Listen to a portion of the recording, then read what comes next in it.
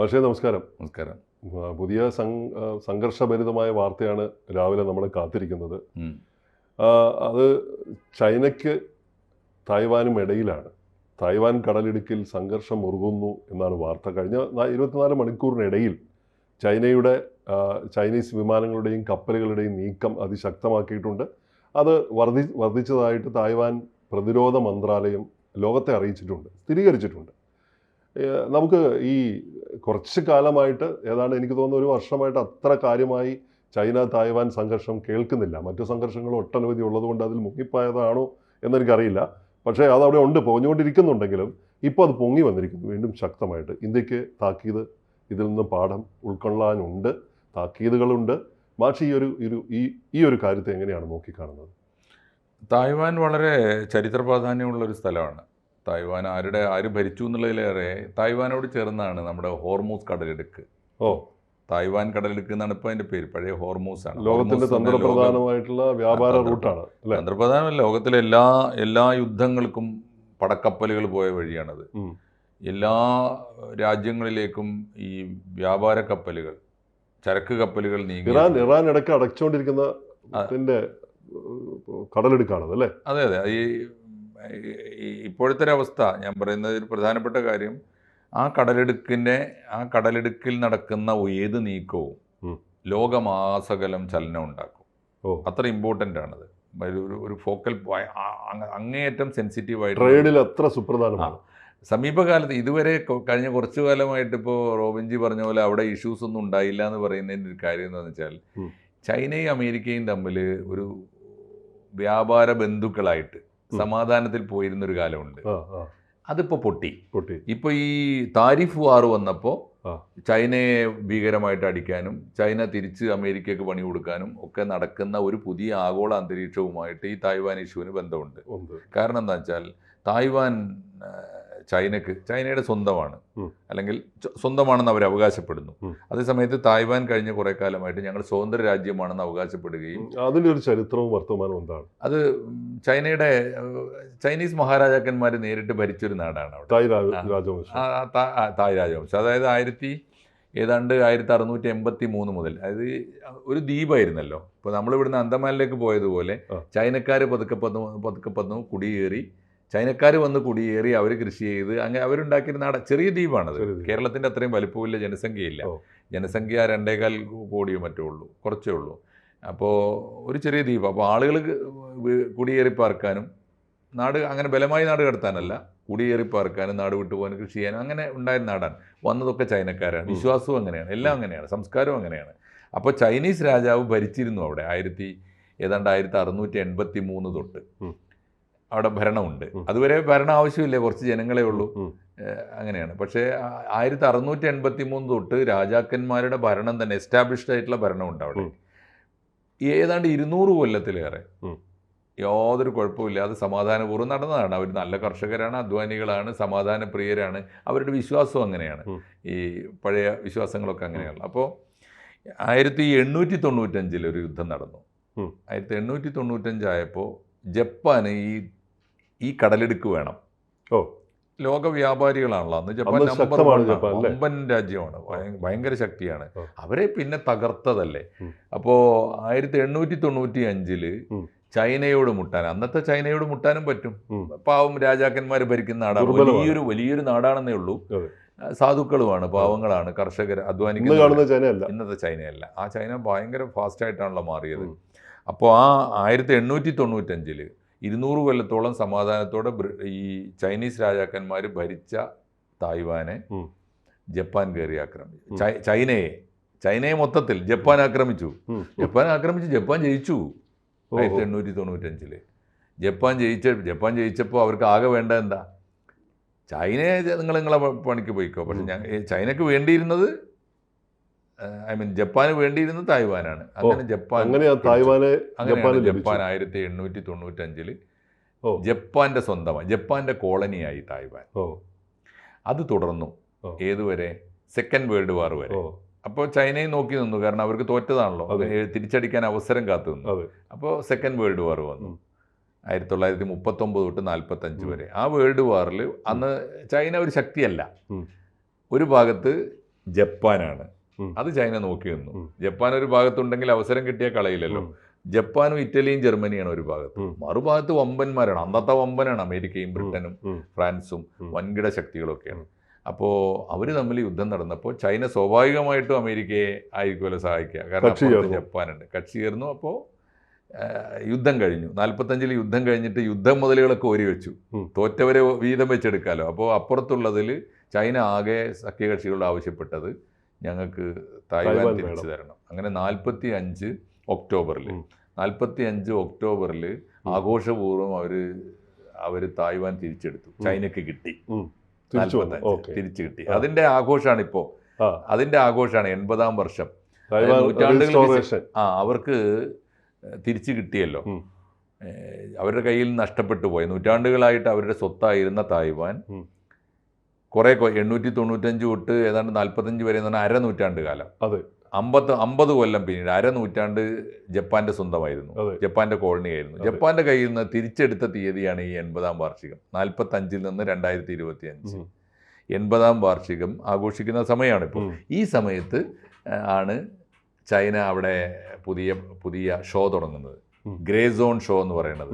അതാണ്. അപ്പോൾ ഇതിൻ്റെ ഒരു പ്രശ്നം എന്താണെന്ന് വെച്ചാൽ, പക്ഷേ ഇപ്പോൾ ചൈനക്ക് വീണ്ടും നഷ്ടപ്പെട്ടു തായ്വാൻ. അത് നഷ്ടപ്പെട്ടത് അവിടുത്തെ തന്നെ അവരുടെ തന്നെ കയ്യിലിരിപ്പ് കൊണ്ടാണ്. ചൈന 45-ൽ ഇവർക്ക് കിട്ടി. അന്ന് ചൈന ഒന്നാണ്. 45-ൽ എന്താ 45 മുതൽ അവിടെ കമ്മ്യൂണിസ്റ്റ് വാർ തുടങ്ങി. 46-ൽ ഇപ്പോൾ മാവോ ശക്തിപ്പെട്ടു വന്നു. രാജാക്കന്മാർക്ക്, അവിടുത്തെ പരമ്പരാഗത രാജാക്കന്മാർക്കെതിരായി ആളുകളെ സംഘടിപ്പിച്ചു. കമ്മ്യൂണിസ്റ്റ് ആശയത്തിലേക്ക് ആളുകളെ കൊണ്ടുവന്നു. വിപ്ലവം തോക്കിൻ കുഴലിലൂടെ എന്ന മുദ്രാവാക്യം മുഴക്കി. അങ്ങനെയാണ് 46-ലെ സാംസ്കാരിക വിപ്ലവം എന്നാണ് ഇതിന് പറയുക. ഈ യുദ്ധത്തിന് എന്ത് സംസ്കാരമാണെന്നുള്ളതൊക്കെ എന്തായാലും അങ്ങനെയാണ് വിശേഷിപ്പിക്കുന്നത്. സാംസ്കാരിക വിപ്ലവം നടന്നു എന്ന് വെച്ചാൽ മാവോ അപ്പോഴേക്ക് സായുധരായ വലിയൊരു സംഘത്തിനെ, ലക്ഷക്കണക്കിന് ആളുകളെ അങ്ങനെ സംഘടിപ്പിച്ചെടുത്തിരുന്നു. അങ്ങനെയാണ് മാവോ ചൈനയുടെ ഭരണം പിടിക്കുന്നത്. അപ്പോൾ ചൈനയുടെ ഭരണം പിടിക്കുമ്പോൾ അന്ന് ഭരിക്കുന്നത് അപ്പുറത്തെ ഈ ക്യുമിങ്ഡാങ്ങുകളാണ്. ക്യുമിങ്ഡാങ് രാജവംശം. അവർ തോറ്റുപോയി, ഒടുവിൽ തോറ്റു. 46-ൽ തോറ്റു. 46-ൽ മാവോ ജയിച്ചപ്പോൾ ആളുകൾ മുഴുവനും വെടിവെച്ച് കൊല്ലുകയാണല്ലോ. അപ്പോൾ അതിൽ പ്രാണനും കൊണ്ട് ഓടിയ ആളുകൾക്ക് പണ്ടേ പോകാൻ അറിയുന്നൊരു വഴി ചൈനയിൽ നിന്ന് തായ്വാനിലേക്കാണ്. അവരവിടെ പോയി. അപ്പോൾ അവരവിടെ പോയപ്പോൾ നാട് ഭരിക്കാൻ അറിയാവുന്ന, ഇപ്പോൾ ജപ്പാൻ്റെ കയ്യിൽ നിന്ന് ഇവർക്ക് കിട്ടിയതിന് ശേഷം രാജാക്കന്മാരാണല്ലോ മൊത്തത്തിൽ ഭരിച്ചുകൊണ്ടിരുന്ന ചൈന. അവിടെ ആ രാജഭരണം നിലനിർത്തിക്കൊണ്ട് അവർ മുന്നോട്ട് പോയി. പക്ഷേ മാവോ 46 ആയപ്പോൾ ചൈനീസ് റിപ്പബ്ലിക് ഉണ്ടാക്കി.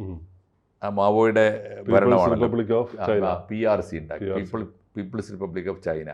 അപ്പോൾ എന്ത് ചെയ്തു എന്നറിയോ, അവരും ഇതേ മാതൃകയിൽ രാജഭരണം അവസാനിപ്പിച്ചിട്ട് ഒരു തിരഞ്ഞെടുക്കപ്പെട്ട സർക്കാർ, അവരും ഒരു റിപ്പബ്ലിക് ഉണ്ടാക്കി. അതാണ് ROC, റിപ്പബ്ലിക് ഓഫ് ചൈന. PRCയും ROC രണ്ടും ചൈനീസ് റിപ്പബ്ലിക്കുകളാണ്. PRCക്കെതിരെ ROC നടത്തുന്ന മൂവ്മെൻ്റാണ് ഇപ്പോൾ. അതാണ് പിന്നീട് ROC പതുക്കെ അമേരിക്കയുടെ. അപ്പോൾ എന്ത് ചെയ്തു, ചൈനക്കെതിരായല്ലോ പിന്നെ ഈ രാജ്യം. അപ്പോൾ ഇവർക്ക് എല്ലാ സഹായം ചെയ്തു കൊടുത്തു അമേരിക്ക. ഇപ്പോൾ അമേരിക്കയാണ് സഹായം ചെയ്തു കൊടുക്കുന്നത്. കാരണം ചൈന അപ്പോഴേക്ക് ശക്തിപ്പെട്ടു. ചൈന വമ്പൻ രാജ്യമായല്ലോ. മാവോയ്ക്ക് ശേഷമല്ല, മാവോ മുതൽ ശക്തിപ്പെട്ട് വന്നു. പക്ഷേ അത് കഴിഞ്ഞിട്ട് വലുതായി.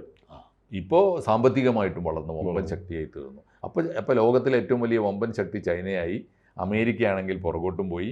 അമേരിക്ക പിന്നെ നോക്കിയിരിക്കുന്നത് ചൈനക്കെതിരായി തൊട്ടപ്പുറത്ത് അവരുടെ തന്നെ ഒരു സഹോദര രാജ്യം, അവരിൽ നിന്ന് മുറിഞ്ഞു പോയൊരു രാജ്യമാണ് തായ്വാൻ. തായ്വാനെ സഹായിക്കാൻ തുടങ്ങി. അതുകൊണ്ട് തായ്വാനും വളർന്നു. തായ്വാൻ എന്ത് ചെയ്തു, സ്വന്തം രാജ്യമായി, അവർക്ക് സൈന്യമുണ്ടായി, സാമ്പത്തികമായി, സെമികണ്ടക്ടർ വ്യവസായത്തിൽ അവർ വലിയ മുന്നേറ്റം, വ്യവസായത്തിലും വളർന്നു. ഇതാണ് സംഭവിക്കുന്നത്. അപ്പോൾ ഇപ്പോഴത്തെ ഒരു അവസ്ഥ, അമേരിക്കയും ചൈനയും തമ്മിൽ സമീപകാലം വരെ വ്യാപാരത്തിലെങ്കിലും ഒരു നല്ല ബന്ധം നിലനിന്നിരുന്നു. അത് ഈ താരിഫ് വാറോടുകൂടി ട്രംപ് അവസാനിപ്പിച്ചു. അപ്പോഴാണ് സത്യത്തിൽ കാലാവസ്ഥ മാറി, ചൈന വീണ്ടും പ്രകോപിതരായി. അതാണ് ഇപ്പോൾ ഉള്ള ഒരു ധൈര്യത്തിന് കാരണം അല്ലേ. ഇതിൽ നിന്ന് നമ്മൾ പഠിക്കേണ്ട ഒരു പാഠമുണ്ട്. ഇപ്പോൾ അവിടെ നടക്കുന്ന ഗ്രേ സോൺ ആണ്. എന്ന് പറഞ്ഞാൽ ഈ തായ്വാൻ കടലിടുക്കിലൂടെ ഒരൊറ്റ ദിവസം കൊണ്ട് ഈ 100 കണക്കിന് തവണ കപ്പലുകൾ ഇങ്ങനെ ചുറ്റുക, തായ്വാന്റെ ചുറ്റും. എനിക്ക് തോന്നുന്നു ഈ ഗ്രേ സോണിനെ കുറിച്ച് ഒരു ചെറു വിവരണം ആവശ്യമുണ്ടെന്ന് തോന്നുന്നു. ഗ്രേ സോൺ എന്ന് പറഞ്ഞാൽ വളരെ സിമ്പിളാണ്. പുതിയ കാലത്തെ ഒരു യുദ്ധതന്ത്രമാണ്. യുദ്ധതന്ത്രം എന്ന് പറഞ്ഞു കഴിഞ്ഞാൽ നേരിട്ട് മുട്ടാതിരിക്കുക, ചെന്ന് യുദ്ധം ചെയ്യാതിരിക്കുക. എന്നാൽ ഡെമോൺസ്ട്രേഷൻ വാർ ആണ് എന്ന് പറഞ്ഞാൽ യുദ്ധമുണ്ടെന്നുള്ള ഭീതി ഉണ്ടാക്കും. ഒന്ന് യുദ്ധം ഉണ്ടെന്നല്ല, യുദ്ധം ഉണ്ടായാൽ എന്ത് സംഭവിക്കുമെന്ന് മുൻകൂട്ടി കാണിക്കുക. അപ്പോൾ എന്താ സംഭവിക്കുക? നമുക്ക് സാധാരണ രീതിയിൽ യുദ്ധമില്ലാത്തത് കൊണ്ട് ഇപ്പം ഞാനും എൻ്റെ രാജ്യവും അങ്ങയുടെ രാജ്യവും തമ്മിൽ യുദ്ധം നടക്കുകയാണെങ്കിൽ എൻ്റെ കയ്യിൽ എന്തൊക്കെ ആയുധങ്ങളുണ്ടെന്ന് എനിക്ക് പ്രകടിപ്പിക്കാൻ അവസരമില്ല. അപ്പോൾ എൻ്റെ ശക്തി കാണിച്ചു കൊടുത്തുകൊണ്ട് ശത്രുവിൻ്റെ ശക്തി കാണിക്കുക, ശത്രുവിനെ പേടിപ്പിക്കുക. എൻ്റെ ശക്തി ഏകപക്ഷീയമായി പ്രകടിപ്പിക്കുക, ഒരു കാര്യമില്ല. അപ്പോൾ അങ്ങനെ പ്രകടിപ്പിച്ചാലുള്ള ഗുണം എന്താണ്? ഒന്ന് ഇവൻ്റെ കയ്യിൽ ഇത്രയും സംഗതികൾ ഉണ്ട് എന്ന് മനസ്സിലാവും. അപ്പോൾ അത്രയും ശക്തി സംഭരിക്കേണ്ടി വരും എതിർ രാജ്യത്തിന്. അതിന് അവർ പ്രതിരോധ ചെലവ് കൂട്ടും, ആയുധങ്ങൾ വാങ്ങിക്കൂട്ടും.